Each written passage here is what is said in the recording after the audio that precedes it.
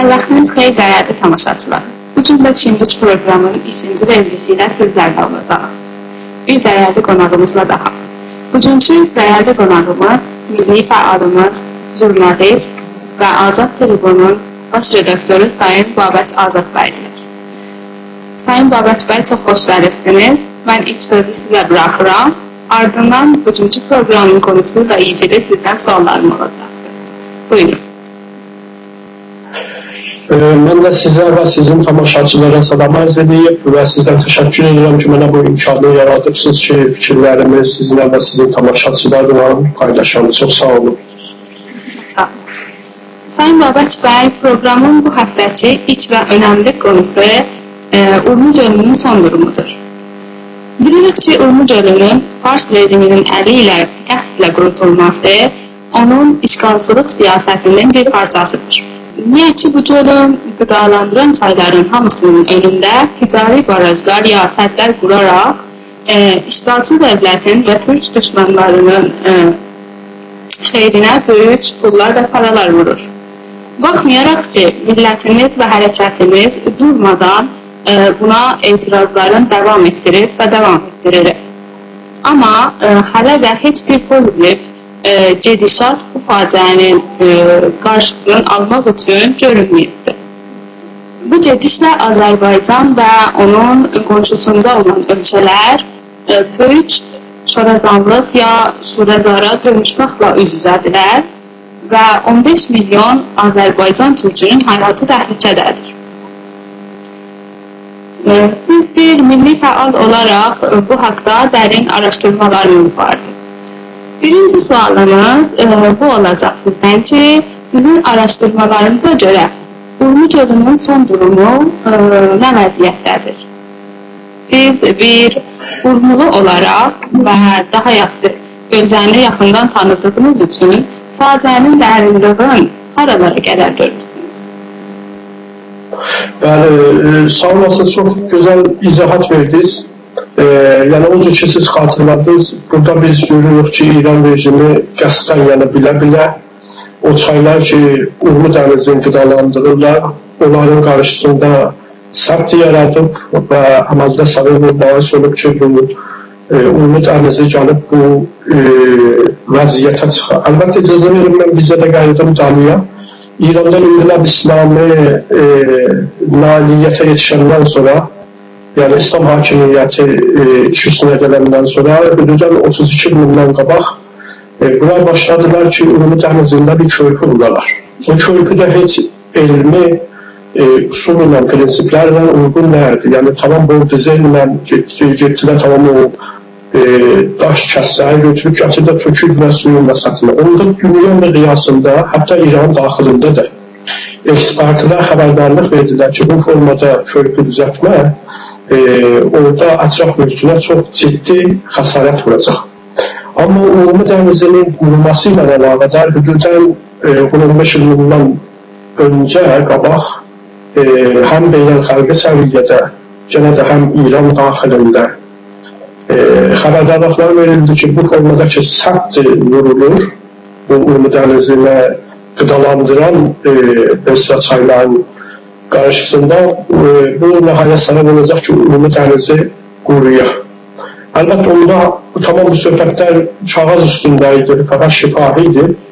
Amma bu hüdudən 2 ildən qabaq bala-bala bu xəbərdarlıqlar gözlə də görsəndi əməldə. Yəni, millət gördü ki, Urmu dənizinin suyu quruyur və duz özünü görsədir.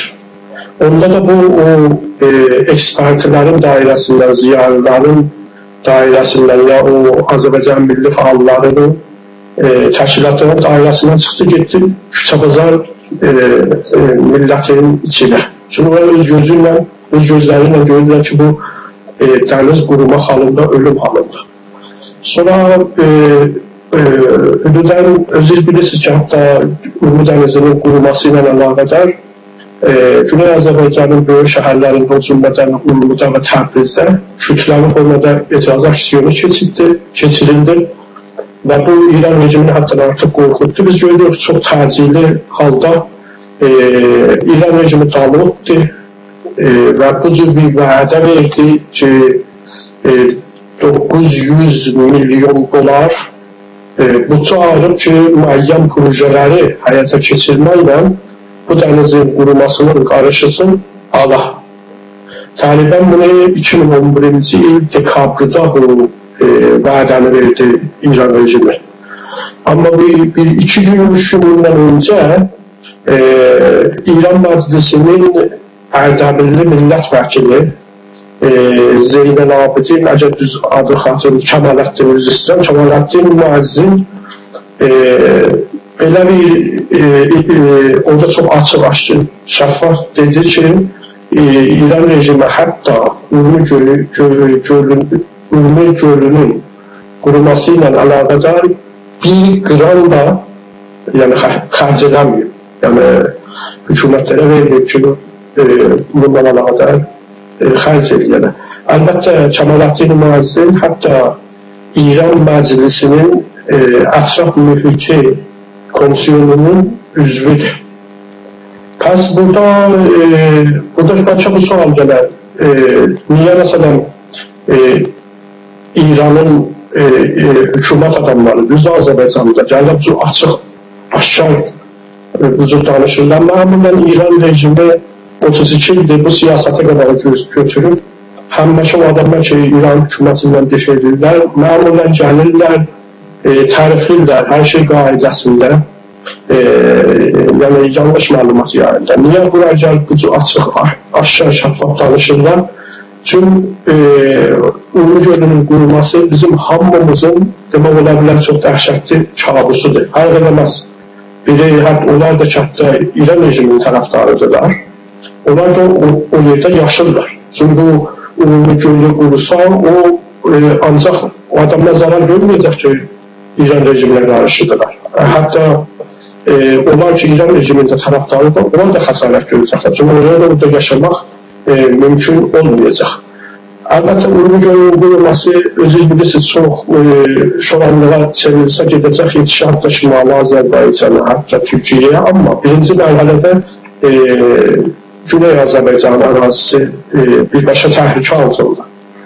Ona görə indi təəccüb yeri də yoxdur ki, biz görürük ki, İranın məclisində, bələdiyyədə ya ətraf mühiti orqanlarında Azərbaycanlılar da bu məsələni aktual edirlər və öz nigarançılıqlarını bildirirlər. Çünki ekspertlərin nəzərinə görə əgər Urmi dənizi quruya, bunun təhlükəsi Azərbaycan ərazisinə atom bombundan artıq ola bilər. Niyə?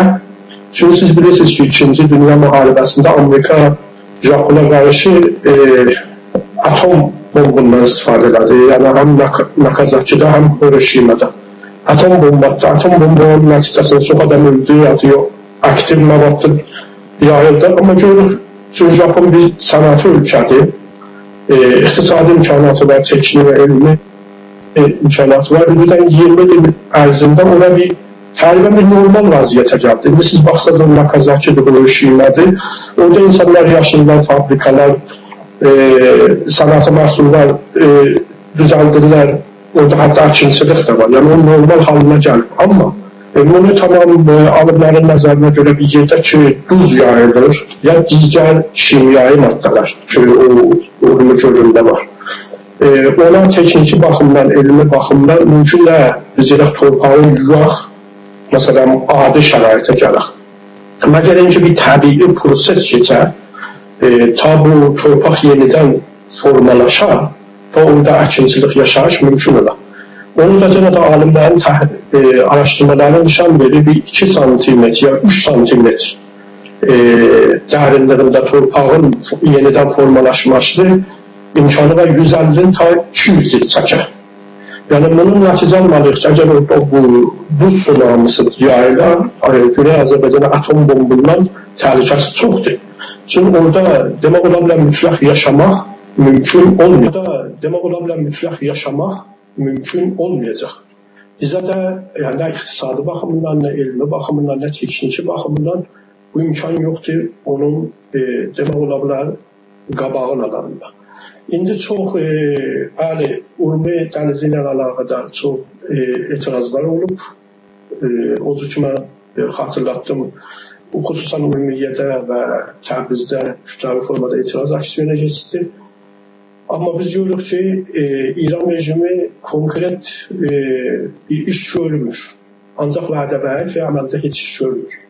Niyə bu ürək yandırmır bu məsələyə? Çünki üsulən İran rejimi, istər İran İslam hakimiyyəti ola, yəni keçmiş Pəhləvi rejim ola, bunların əsas siyasəti Güney Azərbaycana qarşı budur ki, oradan insanlar mühacirət eləyələr, yəni oranı tərk eləyələr, gedələr. İstimari qüvvələrin bir tanınmış siyasətidir. Deyərlər ki, parçala, hökm sür. Bunlar indi Azərbaycan geniş bir coğrafiyadır. Orada milyonlar insan yaşırlar. Xüsusən Şimali Azərbaycan müstəqil olandan sonra Cənubi Azərbaycanda milli azadlıq hərəkatı güclənəndən sonra bu İranın mərkəzi hökumətini qorxudub. Geçmişdə də bir siyasət aparılırdı, xüsusən ixtisas zəminəsində ki, Azərbaycanlılar köçələr gedələr oradan. Bu siyasət Pəhləvi rejimindən başlanıb. Əlbəttə, Pəhləvi rejimi də bu siyasəti Stalinin siyasətindən demək ola bilər, görüntü təqlid elər. Bilirsiniz ki, Stalin istədiyi Komünist Partiyasının kontrolunu artıya, xüsusən qeyri-Rus millətlərin üstündə, orada milyonlar insanları məcbur elədi ki, köçüb gedələr. Yəni, müxtəlif məntəqələrin cəmiyyət tərkibi demək ola bilər, dəyişikdir. İranda da bu Pəhləvi rejimindən bu siyasət başladı. Bunu dediyim tərkin, Şimali Azərbaycan müstəqil olandan sonra və Güney Azərbaycanın milli azadlıq hərəkatı güclənəndən sonra İranın mərkəzi hökumətinin qorxusu artıb və istəyir ki, bu tədrici prosesin yerin istəyir bir dəfə olar. Yəni, bir az müddətdə milyonlar insan Azərbaycanı köçüb, gedər, kontrol orada çoxalar. Şayət də siz soruşarsınız, çıxış yolundan, mən çıxış yolu mən fikir edirəm, təcrübə əsasında bizim millət yetişir. Orada idarə sistemi gələk radikal dəyişilər. Yəni, indi bizim millətlər, mən özüm də bəzi şəxsilərlə onlar ki, Güney Azərbaycandan bəzi vaxt gəlirlər, öz əqrəbələrin İsveçdə görə danışıram. Onların nəzərində də bu Urmi gölünün problemi İran rejimi həll edilməz. Orada gələk bir radikal siyasi dəyişikliklər olar. Sizin də dediyiniz kimi Urmi gölünün qurulması təkcə Güney Azərbaycanı təhlükə altında buraxmır və qonşu ölkələrdə də böyük təhlükələrlə qarşı-qarşıya gətirir. Məsələn, duz tufanları, maylar və çölməçlər gölün dörd bir yanından yayılmağa başlayıb, yürüməyə sürəcək və qonşu ölkələri də təhlükəyə üzbəyiz eləyəcək. Amma nə yazıq ki, bu günə qədər nə bir siyasi səviyyədə, dövlət səviyyəsində və nə bir qonşu ölkəsi olaraq və nə bir təhlükə altında ölkə olaraq bu qonşu ölkələrimizdən bir etirazla qarşılaşmamışıq. Və sadəcə bir neçə mediada bu konunun konuşulmasını duydum. Sizcə bu dövlətlərin və özəlliklə də Türk qardaş dövlətlərinin bu konuda bilinçləndirməmiz üçün və onları hərəkətə keçirməmiz üçün nələr daha etməmiz lazımdır? Bəli, mən fikirlərim bu Urmi gölünün qurulması bir beynəlxalqi problem kimi demək olar da baxmaq olar, ancaq Güney Azərbaycanlılara ya Azərbaycanlılara aid olmur. Çünki UNESCO tərəfindən o dünyanın təbii sərvəti kimi qeydiyyatdan keçib. Əgər Urmi gölü, bilirsiniz ki, ümumən Güney Azərbaycan bir yerdir, orada yemək məhsullatı, əkin məhsullatı əmələ gəlir. Əgər orada şurallıq ola, təbii də orada o yemək məhsullatı əkinçilik qeyri-mümkün olacaq. Yəni biz tövlid yerinə, istehsal yerinə məsrəf edici olacaq. O yani özü bizi yük olacaq dünya bazarında o yemək məhsulları məsrəf edən. Ondan əlavə orada milyonlar insan mühacirət edəcək. Bunların çoxu şayət istəyir ki, qonşu ölkələrə gedə, özlərini geçərlər Avropa ölkəsinə. Yəni dünya bir dənə mühacirət dalğası ilə çox sayda üzbəüz olacaq. Ona görə mən fikirəm, dünya ictimaiyyətinin problemi görür. Ona görə də biz görürük Almandan ekspertlər dəvət özləri istədilər ki, gedələr İrana o Urmu gölünün quruması ilə əlaqədar orada araşdırma paralel maliyyə çıxış yolları qoyarlar. Amma İran rejimi buna cavab vermədi, səslənir bunu. Hətta Türkiyədə də olub, Türkiyədə də ekspertlər maraq nişan veriblər, əlaqə nişan veriblər. Çünki onlar da zərər görürlər bu məsələdən. Onlar da ki, yardımcı olanlar bu problemin həllində və İran bununla qabağını alıb istəmir. Çünki indi ümumi halda İran bir ölkədir bu 32 ilin ərzində nişan verir ki, beynəlxalqi qayda, qanunlara sayğısı, respekti yoxdur. Ona görə dünya ictimaiyyəti indi bu gəlib bu vəziyyətə çıxıb ki, İran hökumətinə inanmaq, etimad eləmək olmaz. Heç zəmində istər siyasi projelər, istər iqtisadi proje, buna əməkdaşlıq eləmək qeyri-mümkün olmasa çox çətin bir işdir. Mənim nəzərimə kifayət qədər dünya ictimaiyyətində bilgi var, Urmu gölünə. Məli, onlar indiki vəziyyətdə bu İran rejiminin olan, hakim olan vəziyyətdə çətin vəziyyət. Çünki indi Urmu gölünün ən çox əhəmiyyətli olan İranın atom bombasıdır, o proqramı. Çünki dünya ictimaiyyətini onu özündən məşğul olur. Hər halda İranla əlaqədar dünya ictimaiyyəti ilə problemi bir dənə iki dənə də hər zamanda baxsaq İranla bir müştərək dilə çatanmır, problem olur. Ona görə mən fikir eləmirəm ki, dünya ictimaiyyəti bu problemə biganədir. Yəni, lazıma qədər maraq nişan verilir. Hətta dünyanın o böyük xəbər agentlikləri, yəni CNN və BBC olan müxtəlif dillərdə məlumat yayıbdır. Müxtəlif siyasi şəxsiyyətləri və ekspertləri və müsahibə aparıb, intervyu aparıb. İndi də biz xarici dildə elə ümumi göllərdə çoxlu məlumat var. Hətta o etiraz aksiyonları ki, böyük şəhərlərdə, ümumidə və Təbrizdə ümumi gölünün quruması ilə həyata keçirildi. Biz görürük ki, dünya ictimaiyyətinin, xüsusən qərb ölkələrin o informasiya vasitələrində çox geniş formada əksi tapdılar. Fikirlər bunu dünya ictimaiyyəti bilir, amma bu əsas bizim nümunəvi problemimizdir Azərbaycanın. Yəni birinci mərhələdə o Güney Azərbaycanın türklərinin əlindən həll olmalıdır bu problem.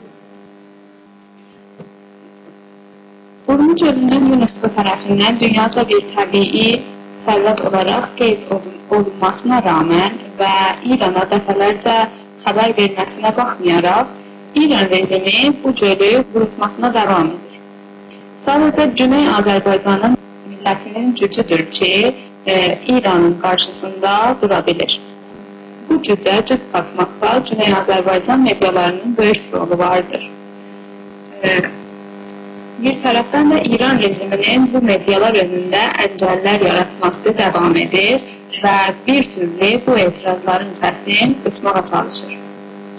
Məsələ, web sitələrimizi blokə edir, millətçiləri tutur, salır zindana və ağır işgəncələr verir.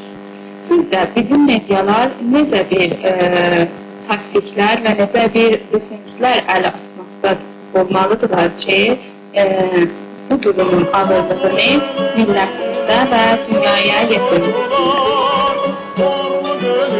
Yəni, İranlar bilirsiniz ki, bundan sonra İran rejiminin böyük problemi demək mətbuatıdır. Xüsusən Güney Azərbaycanda Xalq Müsəlman Partiyasının Xalq Müsəlman qəzetəsi çıxırdı. Demək ola bilər bu qəzetə millətin etiraz aksiyonlarını formalaşdırırdı, xət verirdi.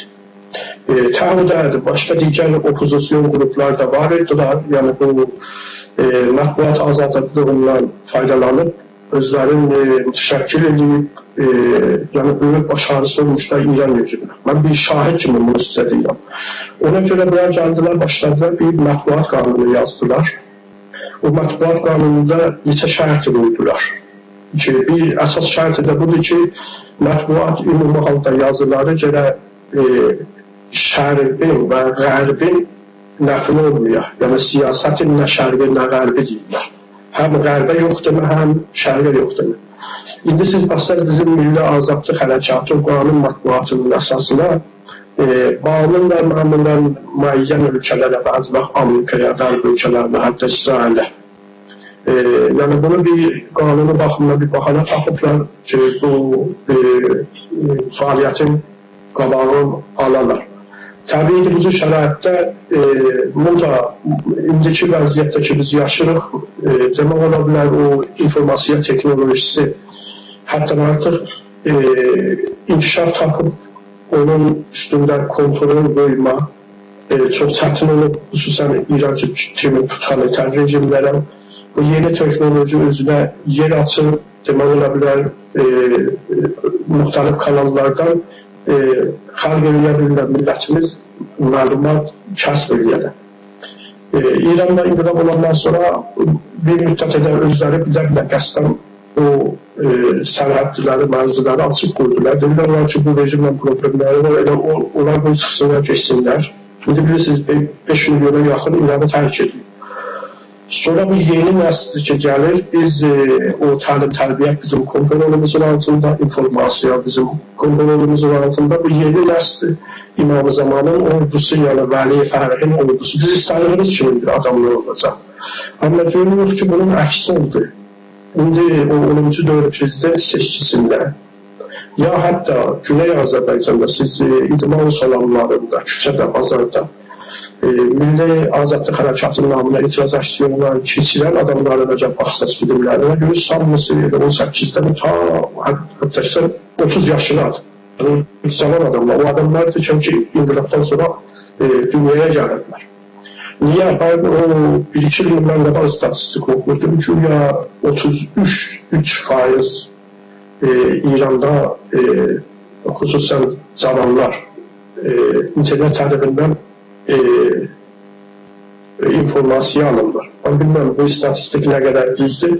Bərhal İran o weblər nəzərindən Çindən sonra 2-ci yerdə olur. Əgər cəmiyyəti nəzər alsaq, şərait birinci yerdə olur. Yəni İranda xüsusən gənclər, cavanlar bu məcazi dünyada çox aktivdirlər, faaldılar və oradan informasiyanı alırlar. Bəli, siz bizim bu yeni informasiya teknolojisi də bizim Milli Azadlıq Hərəkatımızda çox önəmli və əhəmiyyətli rol oynuyor. İndi yəni bizim əsas əlimizdə vəsilə sahibidir ki, öz mesajımızı millətin qulağına çatdırıq.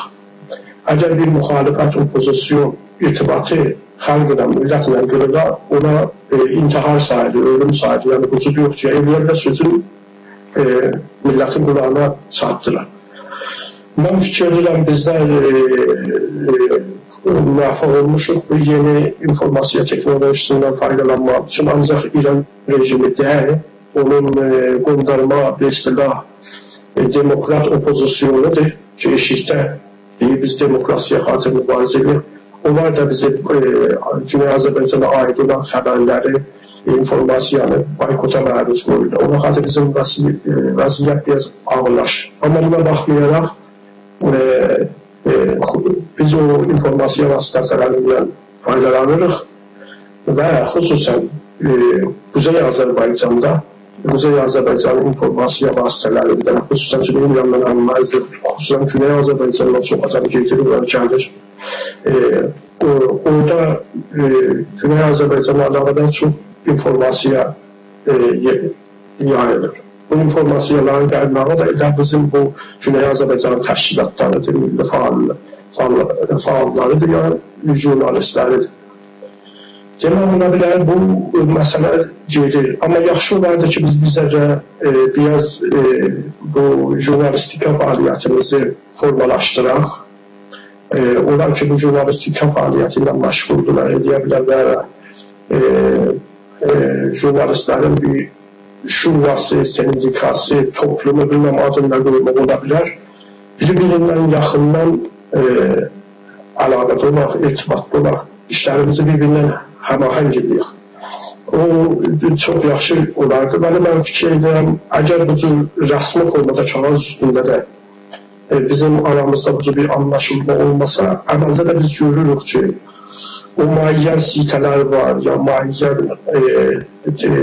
televizyon proqramları ki, mütləq azadlıq hərəkatına yayılır. Birbaşa da olmasa, dolayısıyla bizim aramızda bir müəyyən prinsipləri riayət edirik. Demək ola bilər, bir növ aramızda həmahəngilik var. Hansı yazılar yayılır, nazır yayılır. Bizim Güney Azərbaycan milli mənfəətlərindən düşüncəmiz nədir? Təqribən demək ola bilər, o müştəriyə yetişmişik, özdə bir yaxşı zəmin sayılır ki, bunu formalaşdıraq, buna bir hüquqi platformu yaradaq ki, işimizdə bundan da artıq müvəffəq olaq. Çünki indi bilirsiniz ki, İranın itilatı, vizarət itilatı, xüsusən bir ordu var deyirlər, cyber ordusu. Çox faaldır, hətta artıq faaldır. Xüsusən istəyir Azərbaycan təşkilatların etibardan sabah milli faalların imecin xərablığı, ixtilafı çoxaldı. Ona xatir Azərbaycanın təşkilatların şəxsiyyətin əxlaqı və siyasi etkisin millətin üstündə azaldı.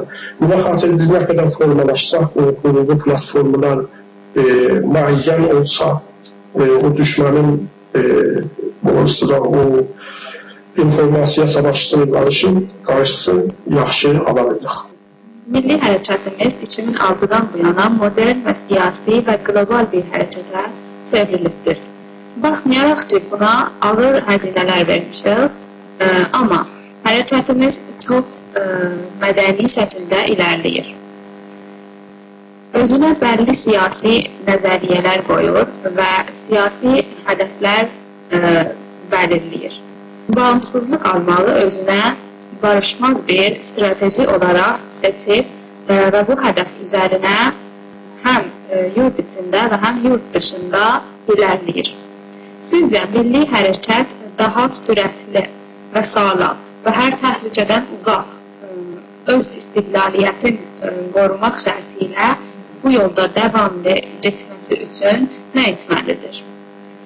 Sualı daha netləşdirmək istəsək, milli azadlıq hərəkətinin xaricdə və daxildə nə önəmli görevləri olmalıdır ki, hərəkətimiz və millətimiz sağlam və az zərərlə öz hədəfinə, yəni istiqlaliyyət və bütövcülüyünə vara bilsin. Güney Azərbaycanda siyasi gedişatın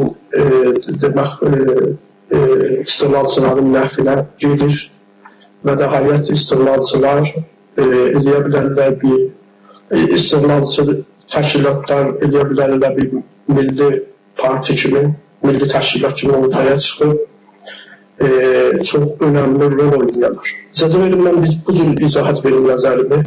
Bilirsiniz, biz insanlar həmişə kollektiv yaşayırıq, cəm formada yaşayırıq toplumda.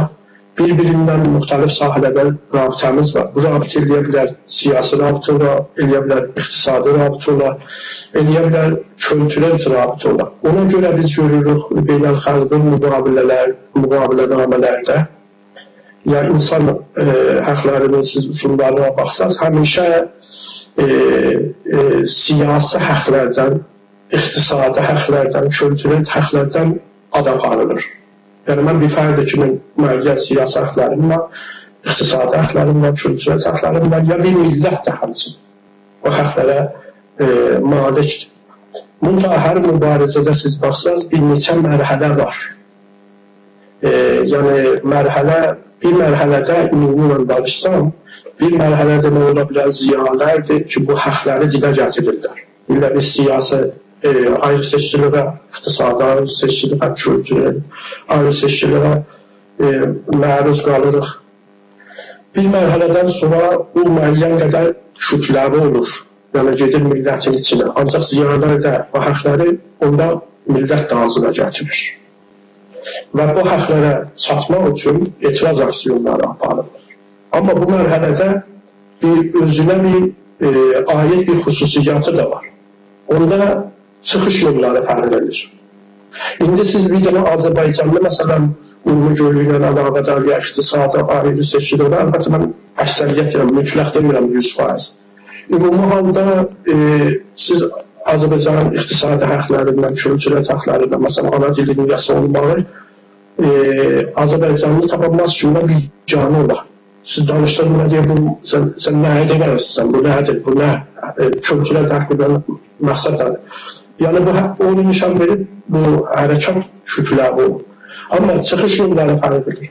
Bir zaman siz baxsanız, elə biz milli azadlıq hərəkatımızı misal bıraq, bəziləri fikir edir ki, məsələn, İran rejimində bu qabiliyyət var. Eləyə bilər, məsələn, İranın anayasa 15-ci və 19-cu anayasası əsasında bir reformlar apara görə bu öz istəklərinə yetişərlər. Sonra onlar da ki, İran rejimi ilə qarşıdırlar. Onlar da bu cür bir fikri tərk edirlər, çıxış yolu. Biz İranın opozisyonu ilə digər təşkilatlarına, məsələn, Milli Cibhə var, şahçılar var, xalqı mücahidləri var, fədailər var. Onlarla əməkdaşlıq eləməliyik. Ümumi halda İranda bir demokrasi yaranmalıdır. O demokrasinin nəticəsində biz eləyə bilirik o şəhərlərində hüquq dildə, yəni vətəndaş hüququmuza çataq, yəni bərabərliyi olaraq problem həll olur. Sonra bazı qurumlar başqa cür baxırlar. Bizdə yox, gələn federalizm olan İranda, o mərkəzi qüdrət bölüşə, onun qabağında istiqlalçılar var idilər. Var idilər, indi də var idilər. Bu cür bir nəzəri verirlər ki, yox, İranda gələn bir radikal bu idarə sistemi dəyişilə, yeni olur.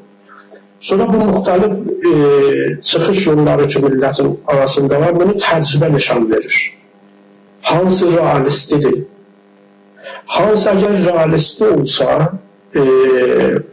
əməldə həyata keçirilsə, millət görsə əməldə bu çıxış yolu nəticə verir, siyasət rüya da nəticədir, əməldir. Ona görə o çıxış yolun təmsil edən təşkilatlar, şəxsilərin hegemonisi artacaq. Yəni, əgər bir federalizm əsasında İran, məsələn, fərz edin gəlib radikal reformalar eləyək, siyasi qüdrət bölüşə, federativ formada İranda təbii bu federalist qüvvələrin hegemonisi, otoritəsi atacaq. Millət əməldə görəcəkdir ki, bu yoldan eləyə bilirlər, istəklərində yetişərlər. Amma indi bizim millətimiz bunun əksinə görür ki, İranın nə hökumətinə etimat edə bilər, İranın hökuməti bizim problemləri inkar edir, heç. Hətta o adamlar ki, bu problemləri dilə gətirirlər, ağır işkəncəyə, zindana, hətta mühacirətə məcbur olurlar.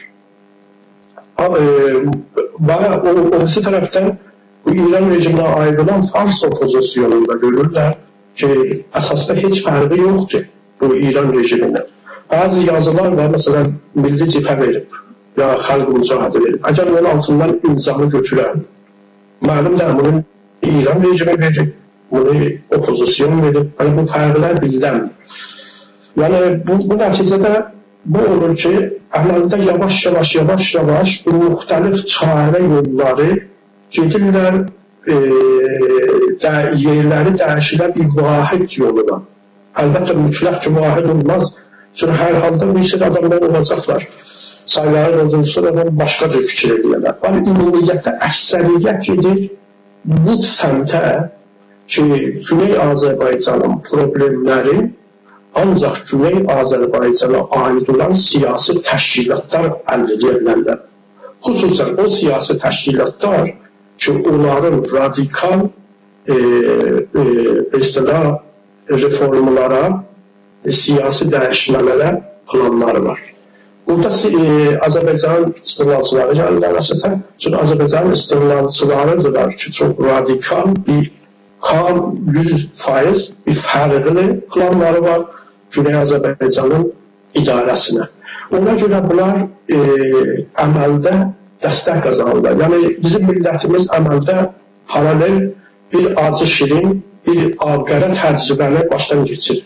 Bir tərəfdə görür ki, hüquq şəhərbəndi deyənlər, federalizmi deyənlər, 15-ci, 19-cu anayasanın maddəsi istəyən, bunlardan heç bir yanına xeyir çıxmasın, uzun zaman da geçir. Biz nə zaman ataq ki, burada bu cür davam verəcək? Hər gün yuxudan duraq, mən görəm kimi tutublar Təbrizdə, onun xəbərini yayaq. Kimi şikəncə ediblər. Bu cür davam tabanmaz. Bu təzaddır, çoxalır, yetişir bir dənə barışılmaz mərhələyə. Barışılmaz mərhələyə. Onda bu bir dənə demək ola və bomb kimində, hər zaman bu partlayış baş verə bilər. Ona görə də siz baxsanız, mənim əlimdə dəqiq statistik yoxdur.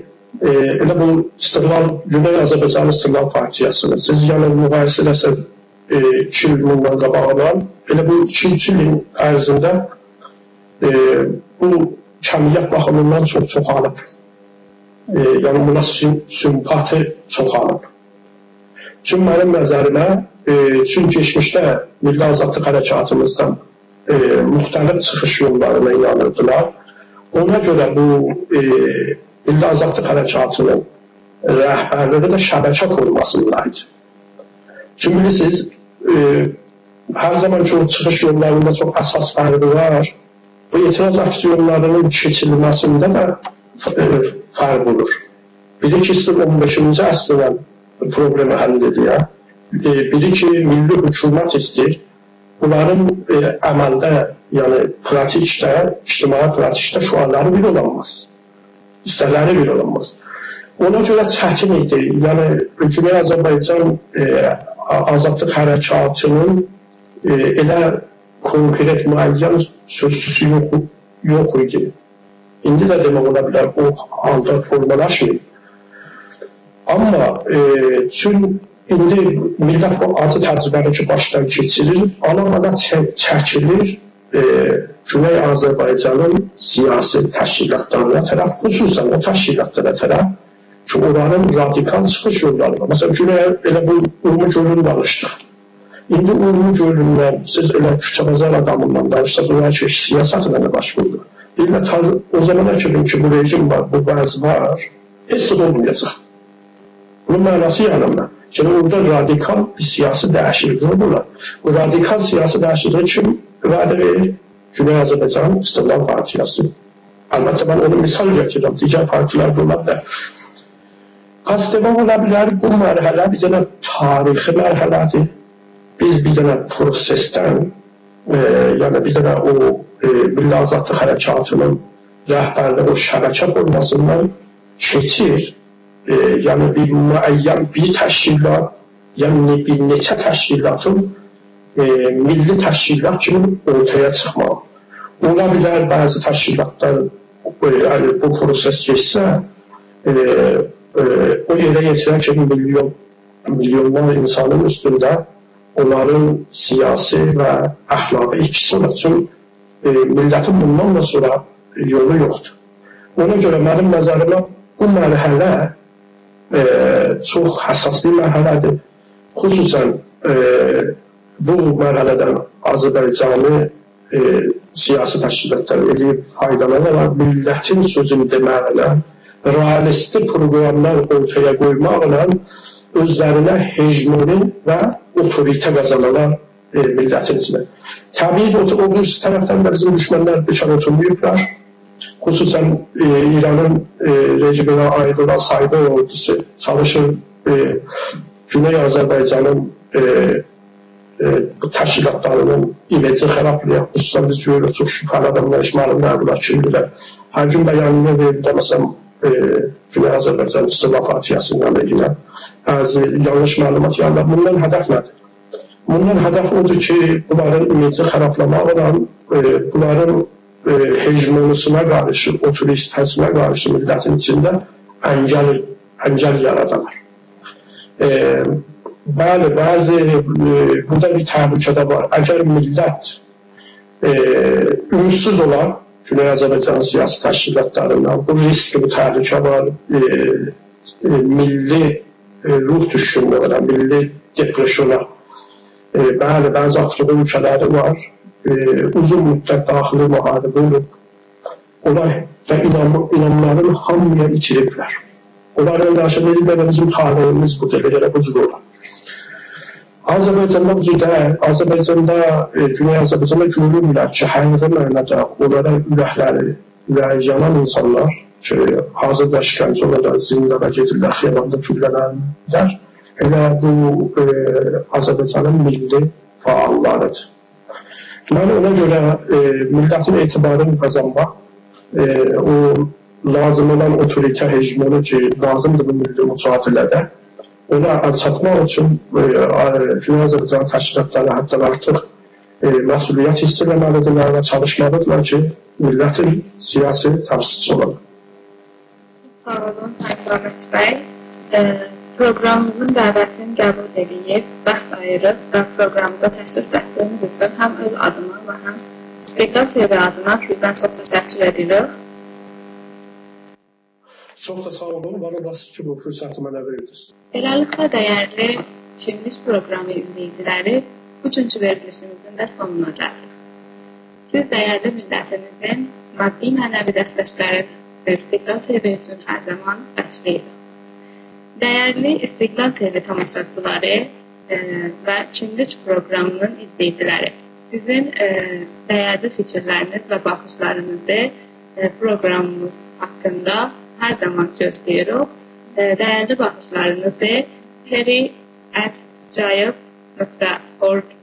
yolu ilə bizlə paylaşa bilərsiniz. Əsən qalın, İstiqlal TV ilə olun, bizimlə qalın.